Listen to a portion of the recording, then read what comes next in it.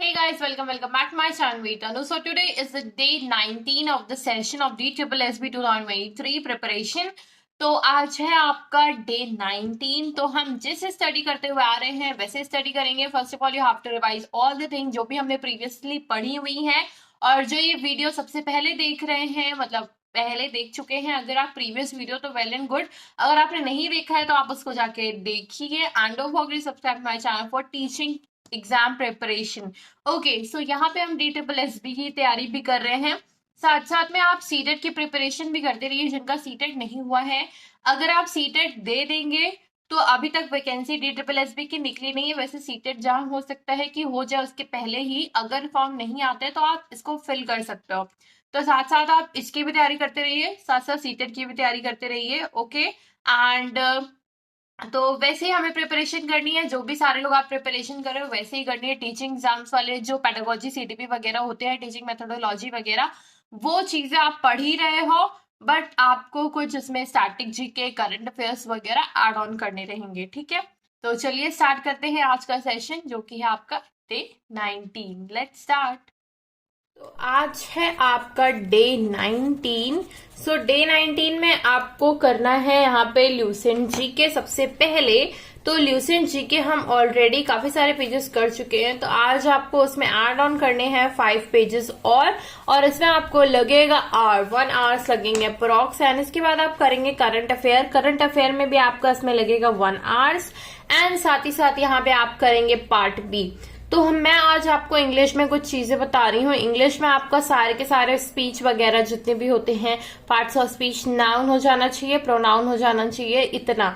फिर इसके बाद आप इसके बाद कर लेंगे वर्ब वगैरह एंड एडजेक्टिव वगैरह, बट इसमें करेंगे आप प्रीवियस ईयर क्वेश्चन लगाएंगे इससे रिलेटेड जितने भी दिए हुए हैं टीचिंग एग्जाम्स में। ओके, नेक्स्ट हम मैथमेटिक्स में देख लेते हैं। मैथमेटिक्स में अगर भी आपको करना है यहाँ पे, इससे पहले आपने परसेंटेजेस करा था, एवरेज करा था, ठीक है, और ये सारी चीजें आपने ऑलरेडी कर ली थी। तो आपको इसी को एक बार रिवाइज करना है आज। इसमें आपको लगेंगे 2 घंटे, तो 2 घंटे आपको यहाँ देने पड़ेंगे, 1 घंटा यहाँ पे आपको देना पड़ेगा। तो यहाँ हमारे 4 घंटे ऑलरेडी यहाँ चले जा चुके हैं।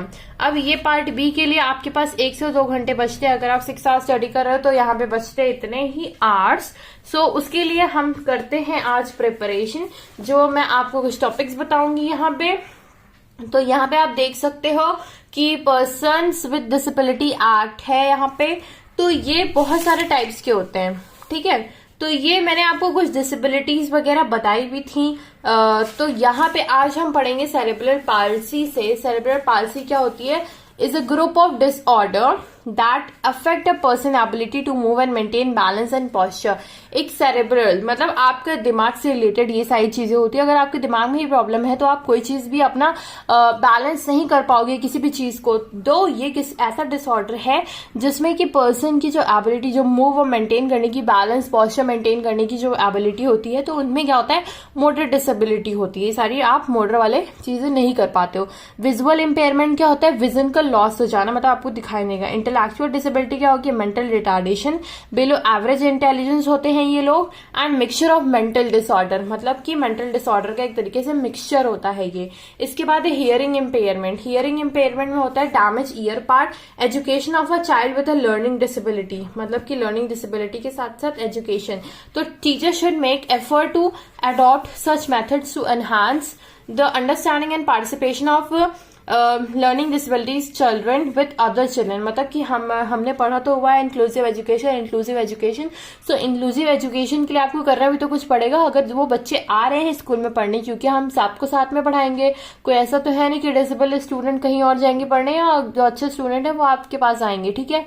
तो अब क्या है कि सारे इंक्लूसिव एजुकेशन की वजह सारे के सारे स्टूडेंट एक ही साथ रहेंगे आपके। तो यहाँ पे आपको कुछ ऐसी मेथोडोलॉजी यूज करनी पड़ेगी कि उनको भी आप पढ़ा पाए। ऐसा नहीं कि आप सिर्फ अच्छे बच्चों को पढ़ाने की मेथोडोलॉजी जानते हो, सिर्फ आप उन्हें पढ़ा रहे हो। सो आपको कुछ अपने इनहांस करेंगे, इनहांस खुद करने पड़ेंगे आपको मेथड्स वगैरह, कि जिससे आप पार्टिसिपेशन करा पाए उन लर्निंग डिसेबल चिल्ड्रंस का, ठीक है। And feedback and correction are used to show the effect children participation and performance positively. मतलब पॉजिटिव वे में आप उनको डांटो ना, या ये सब मत करो, क्योंकि वो पहले से ही अपने मेंटल प्रॉब्लम से ही वो परेशान है। तो उनको आप उस चीज में फीडबैक टैग दो करेक्ट करो, ठीक है, परफॉर्मेंस कराओ, उनको पार्टिसिपेशन कराओ, peer mediated and computer assisted and other methods use कर सकते हैं, मतलब कि दोस्तों के साथ उन्हें बैठा सकते हैं तो वो उनके पीयर्स उनकी थोड़ी बहुत हेल्प कर देंगे, और कंप्यूटर असिस्टेड जो भी चीजें होती हैं कि हमने उनके सामने चला दिया या वो सुन रहे हैं या कुछ भी कर रहे हैं तो वो चीजों से वो सीख सकते हैं, ठीक है। नेक्स्ट इसके बाद है आपका पर्सन विद डिसेबिलिटी एक्ट 1995। सो यहाँ पे बहुत सारी चीजें आती हैं।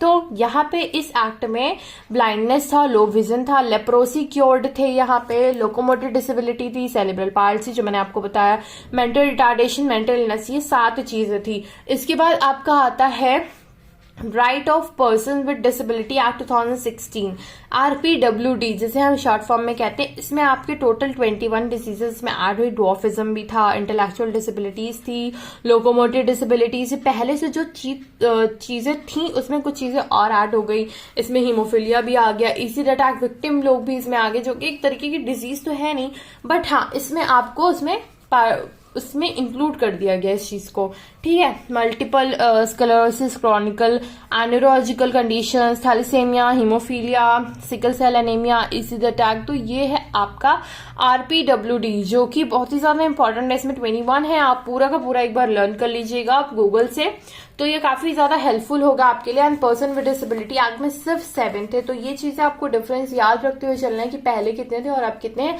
और क्या क्या चीजें इसमें एड ऑन हुई हैं। तो यहाँ मैंने कुछ, ये पार्किंसन डिजीज भी इंपॉर्टेंट है, सो ये सारी चीजें बहुत इंपॉर्टेंट है, तो ये आपको याद रखना रहेगा, ठीक है। इसके बाद कल हम पढ़ेंगे इसमें मेंटल हेल्थ, कि मेंटल हेल्थ क्या होती है, कि गुड मेंटल हेल्थ क्या होती है, इफेक्टिव लर्निंग वगैरह, ये सारी चीजें हम पढ़ेंगे। So now if like my video, don't forget to subscribe my channel guys, and don't forget to like my video and share with your friends if you like my video. Thank you, bye bye.